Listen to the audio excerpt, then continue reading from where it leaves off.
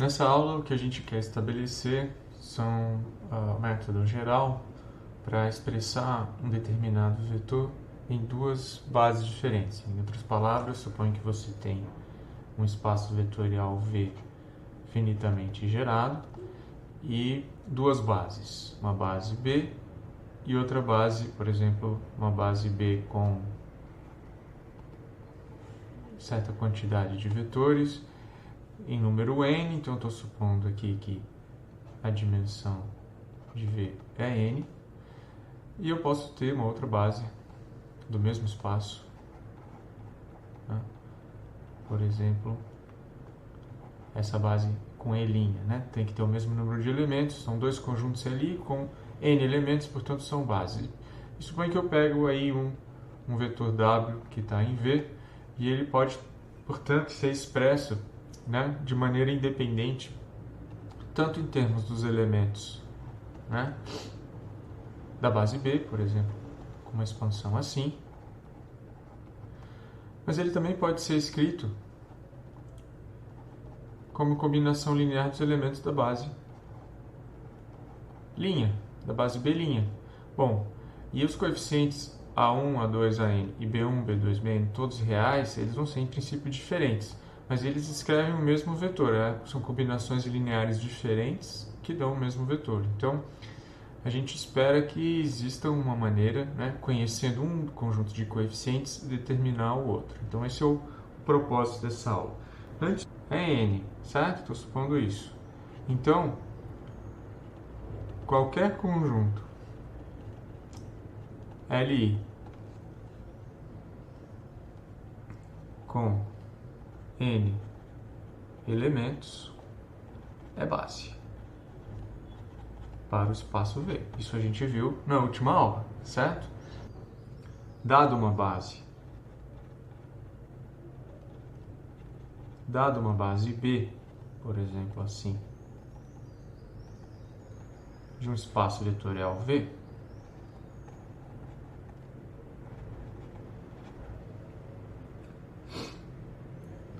qualquer vetor, né, é combinação linear.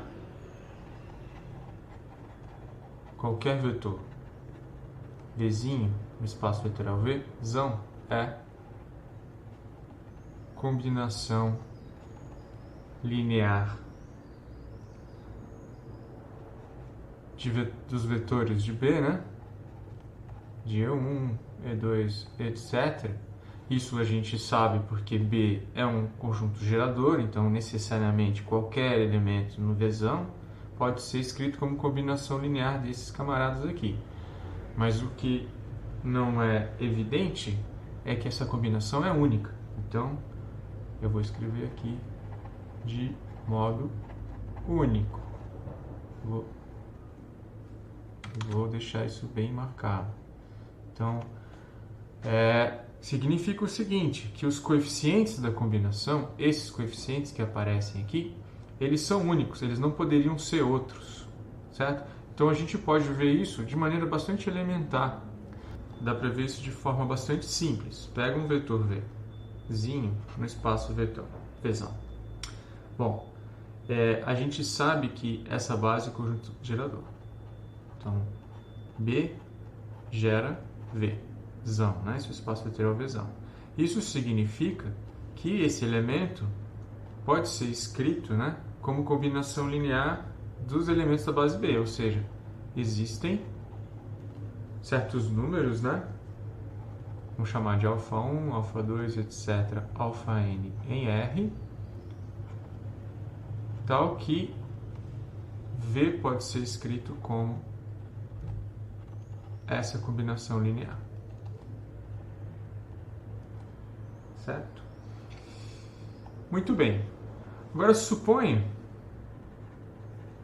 que V possa ser escrita como uma combinação linear diferente. Então suponha outras constantes, vou chamar de beta, 1 até n reais, tais que V pode ser escrito como uma combinação linear dos elementos da base B com esses coeficientes beta. Ou seja, como se pudéssemos escrever uma outra combinação linear com coeficientes diferentes para o mesmo vetor Vzinho. Ora, significa então que essa expansão que está aqui é igual a que está aqui embaixo. Então eu posso igualar as duas, né? Estou dizendo, em outras palavras, que α1, E1, α2, E2, etc. αn e n é igual a β1, E1, β2, E2, etc. βn, E. Bom, agora a gente usa propriedades, né, que decorrem dos axiomas de espaços vetoriais, então eu posso somar o oposto de cada um desses elementos, ou desse vetor aqui, e fazer todas as operações que são permitidas no espaço V, para escrever isso de maneira equivalente a essa aqui. Então agora eu tenho uma outra expansão com novos coeficientes na mesma base. Só que é uma expansão que me dá, né, uma combinação linear dos vetores da base B que me dá o vetor nulo no espaço V. Ora, B não é base, então necessariamente essa combinação linear tem que ser tal que os coeficientes são todos nulos, ou seja, α1 igual a β1, α2 igual a β2, porque a base é um conjunto Li. Então daí a gente determinou que se fossem duas expansões, né, se fosse possível fazer isso, bom, a única forma é que os coeficientes sejam os mesmos, né? Então daí a gente está provando que, dado uma base, todo vetor tem uma expansão única nessa base. Então esse é o fato mais importante aqui para a gente explorar a mudança de base. Então vamos fazer isso num caso particular primeiro, depois a gente generaliza. Muito bem. Eu quero agora discutir, antes de entrar em mudança de base, o que são as coordenadas de um vetor. Então a gente já viu o seguinte, dado um vetor no espaço vetorial V, né? Então você tem um vetorzinho no espaço vetorial V e B uma base. Esse vetor admite, né, uma representação, né, na base B em termos de uma combinação linear com coeficientes únicos. Então V vai ser uma combinação linear dos elementos da base B. Estou usando a mesma notação de antes, pode ser expresso, né, na base B dessa forma única. Então, α1, α2 e αn, eles são únicos, não tem outros coeficientes para a expansão de V na base B. Então, a gente pode, de fato, em vez de falar no vetor V, a gente pode falar só nesses coeficientes se a gente deixa claro que a base B está fixa. Então, eu vou dizer o seguinte, que essas constantes são as coordenadas,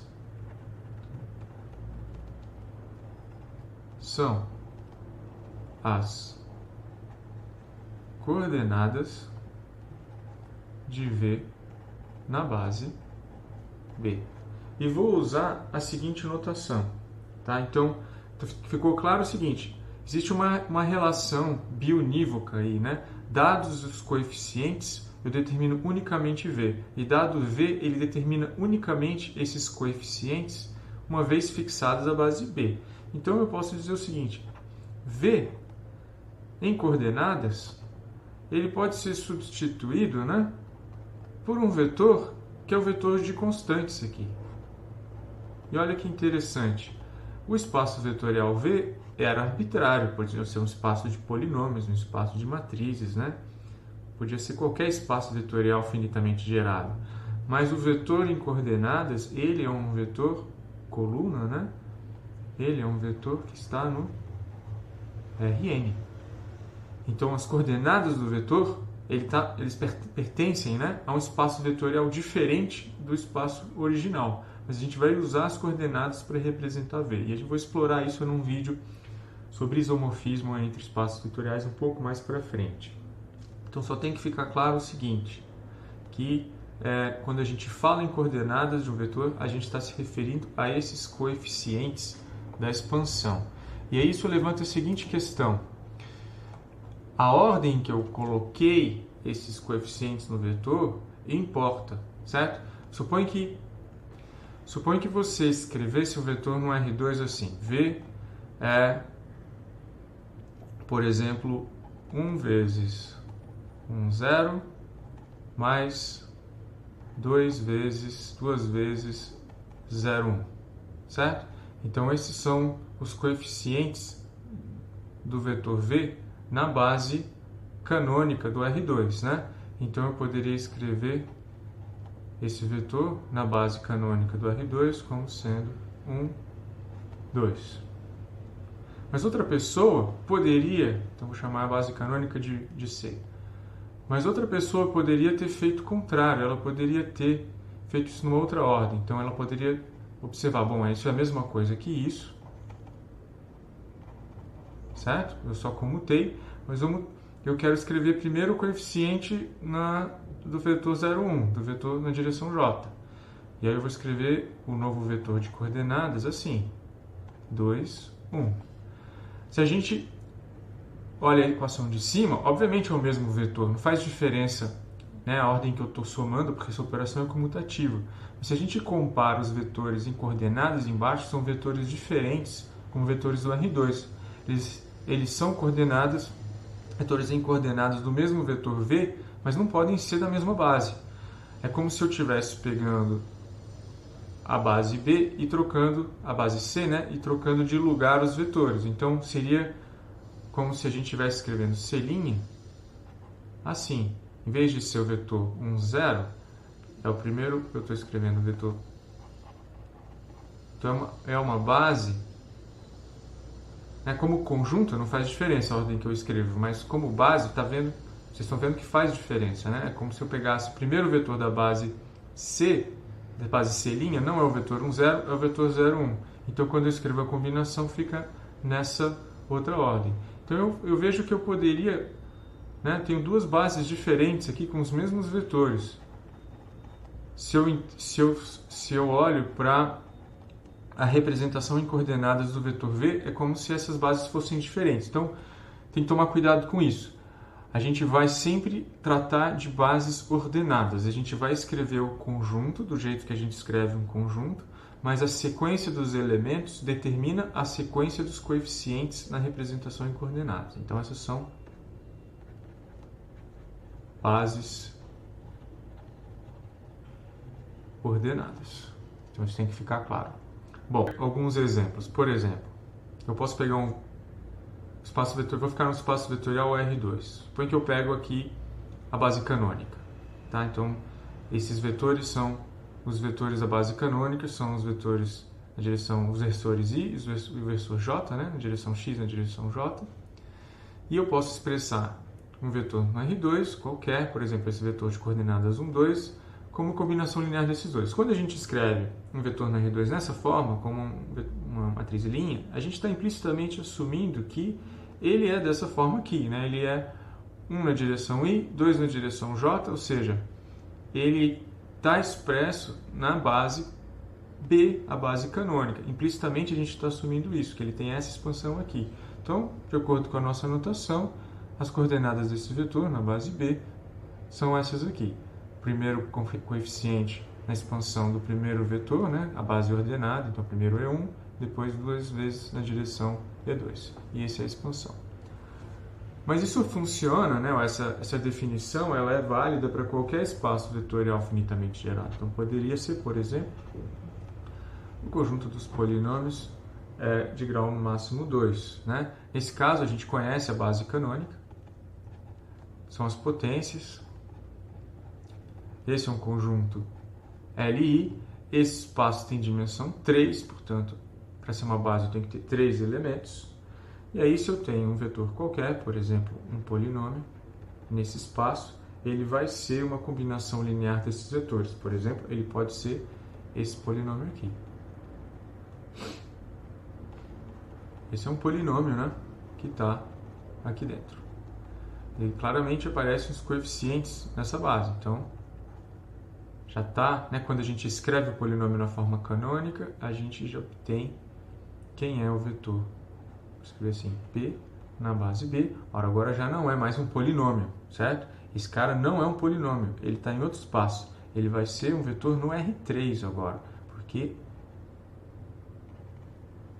ele é dado em termos dos coeficientes da expansão. Então isso tem que ficar absolutamente claro. Isso aqui representa o mesmo objeto, mas em outro espaço vetorial, no R3. Se você pegar esses coeficientes nessa base aqui, você obtém essa expansão, que é o polinômio P de onde você partiu. De outro lado, se você pega o polinômio P e olha os coeficientes dele na base B, você obtém um vetor de coordenadas, né, no R3, que representa o vetor P, mas não é o mesmo objeto, né? São vetores em espaços diferentes. Muito bem. Se a gente quiser ainda insistir nisso, vou pegar aqui